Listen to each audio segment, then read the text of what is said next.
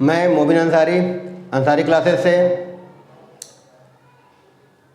आज जीएस की जो श्रृंखला हमारी चल रही थी उसी में मुगल काल के शासक हमने पढ़ लिए थे। आज हम लोग पढ़ना है मुगल प्रशासन। ठीक है, हम लोग क्या पढ़ना है आज? मुगल प्रशासन। मुगल प्रशासन, ठीक है। तो मुगल प्रशासन में जानना है कि जो मुगलों का प्रशासन था उसमें फारसी, अरबी या तुर्की तथा भारतीय तत्व मिश्रित थे। तो जो मुगलों का प्रशासन था उसमें भारतीय तत्व भी मिश्रित मतलब मिला हुआ था, फारसी तत्व भी थे और तुर्की या अरबी तत्व भी थे। याद रखना है कि जो मुगलों का प्रशासन था वो दैवी सिद्धांत पर आधारित था, निरंकुशता पर आधारित था। ठीक है, तो इस तरह से हम लोग मुगल प्रशासन के बारे में पढ़ेंगे। तो मुगल प्रशासन के बारे में जानने से पहले हमें जानना है कि मुगल काल में संपूर्ण साम्राज्य, जैसे इस तरह हम जान लें कि मान लो ये संपूर्ण साम्राज्य मतलब देश है। ठीक है, देश को क्या कहा गया? साम्राज्य। तो देश को किस में बांटा गया? तो याद रखना है प्रांत में। किस में बांटा गया? प्रांत। तो प्रांत तो आज के हिसाब से है, लेकिन उस समय उसका नाम क्या था? सूबा। बताना है कि मुगल काल में संपूर्ण साम्राज्य को प्रांतों में बांटा गया।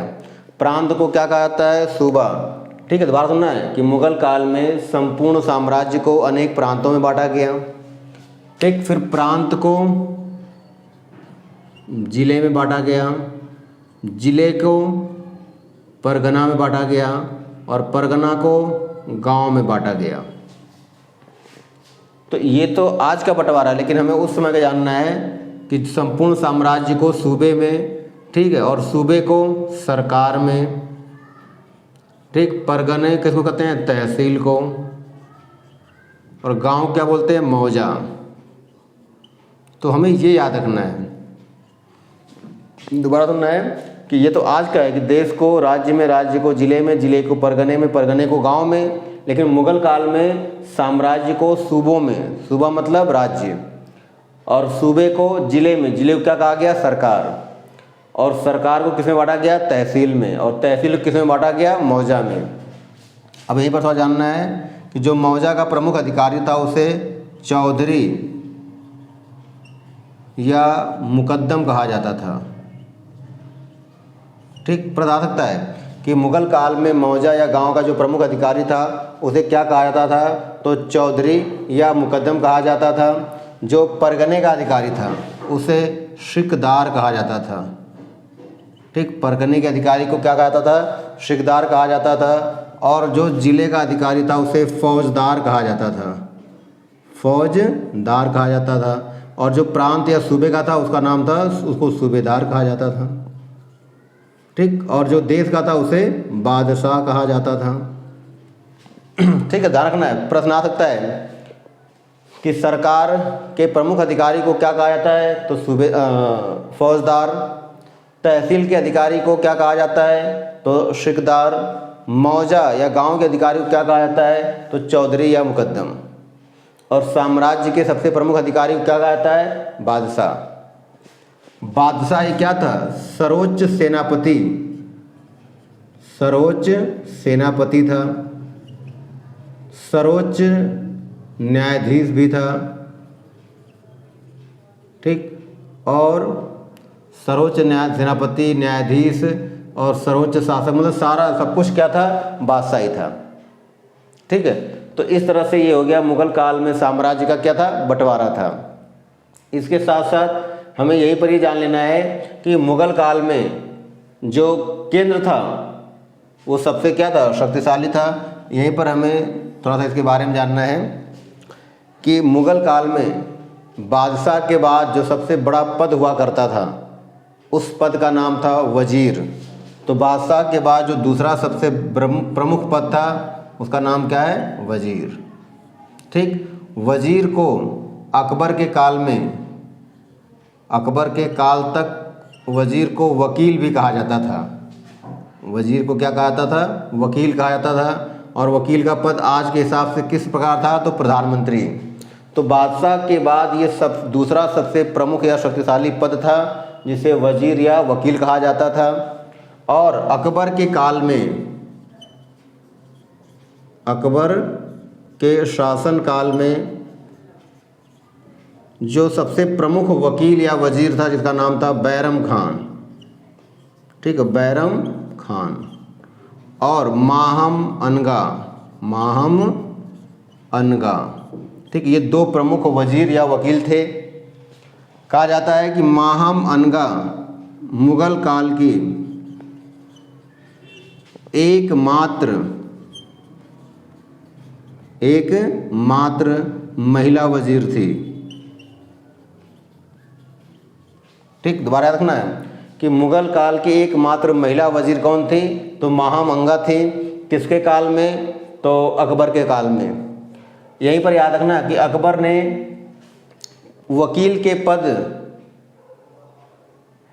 के महत्व को कम करने के लिए अकबर ने वकील के स्थान पर एक नए पद का गठन किया जिसको कहा गया दीवान। तो याद रखना, इंपॉर्टेंट पॉइंट है कि दीवान नामक पद का गठन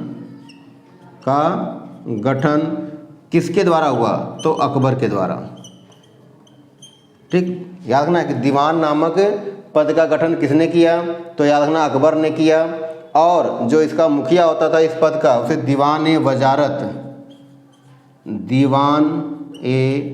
वजारत ए कुल कहा जाता था। ठीक, याद रखना है कि दीवान नामक पद का गठन अकबर ने किया। क्यों किया? तो वकील के पद को जो जिसके पास ताकत ज़्यादा थी उसको कम करने के लिए। और इसका जो अध्यक्ष होता था उसका नाम क्या था? दीवाने वजारत कुल। इसके पास कौन कौन से मामले थे? तो राजस्व मामले और वित्त मामले, ये दोनों मामले किसके पास थे? तो ये दोनों मामले दीवाने वजारत कुल के पास था। ये पर इम्पोर्टेंट बन जाता क्वेश्चन कि पहला व्यक्ति जो दीवान के पद पर गठित हुआ था, तो याद रखना मुजफ्फर खान।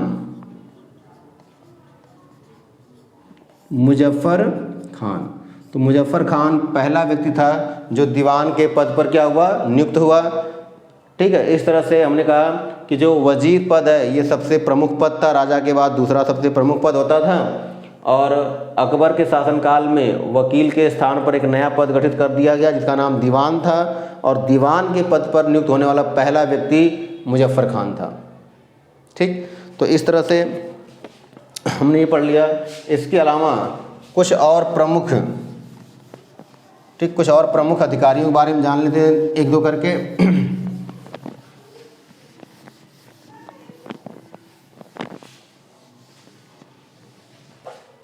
ठीक, अब यहीं पे जानना, जैसे याद रखना कि कुछ प्रमुख पद है जैसे दीवान, ठीक, दीवान पोस्ट हो गया। दूसरा है मीर बख्शी। तीसरा पोस्ट है मीरे सामा।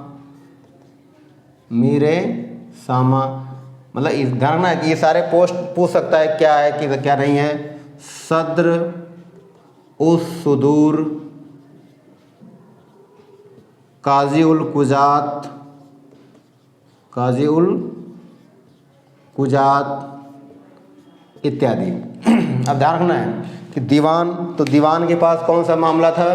तो मुख्य रूप से कौन सा था? वित्त मामला। कौन सा? वित्त विभाग या वित्त मामला। मीर बख्शी के पास क्या था? तो सैनिक मामले। कौन से मामले थे?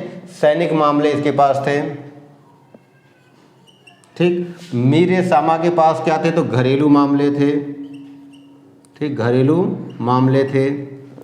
सद्र उल सुदूर क्या थे? तो धार्मिक प्रधान था, मतलब धार्मिक मामले थे, धार्मिक मामले। बाद में काजी उल कुजात एक अलग पद गठित किया गया जो जिसे कहते हैं प्रधान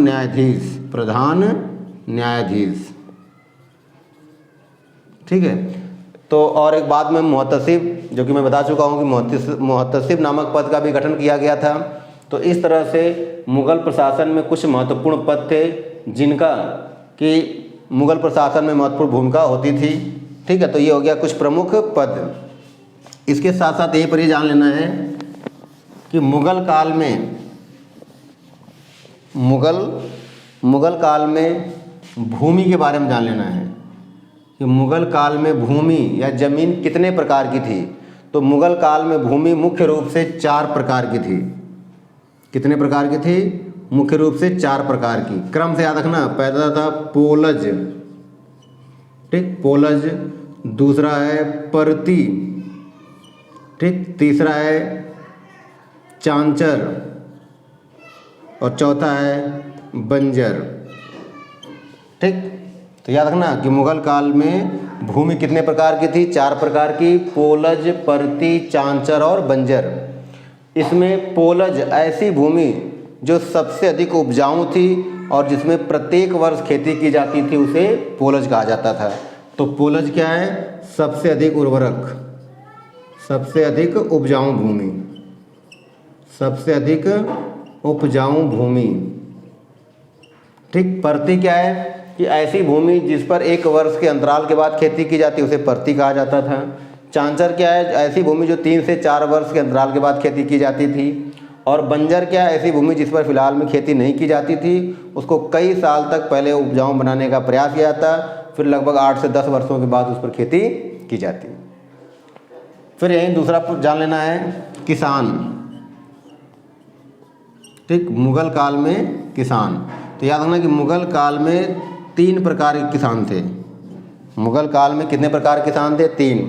क्या क्या? खुद काश्त, खुद काश्त, पाही काश्त, पाही काश्त और मुजरियान, मुजरियान, ठीक। खुद काश्त क्या है?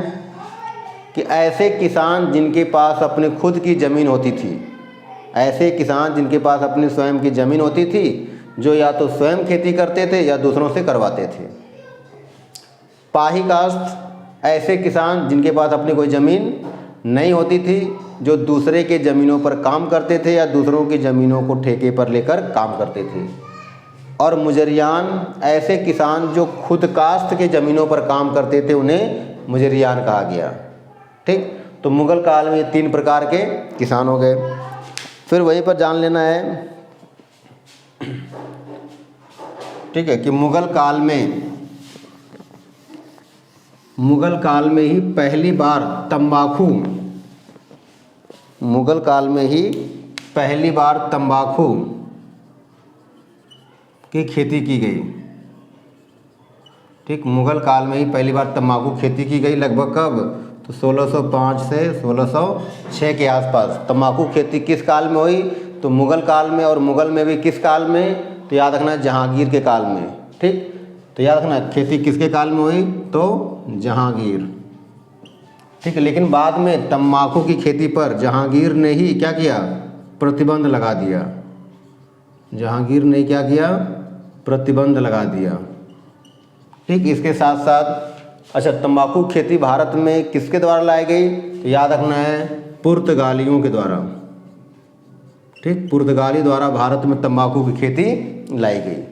इसके अलावा पुर्तगाली क्या क्या लाए? तो आलू, काजू, अनानास और तमाम कई है जो फसल के कौन लेकर के आए थे? तो पुर्तगाली, ठीक है।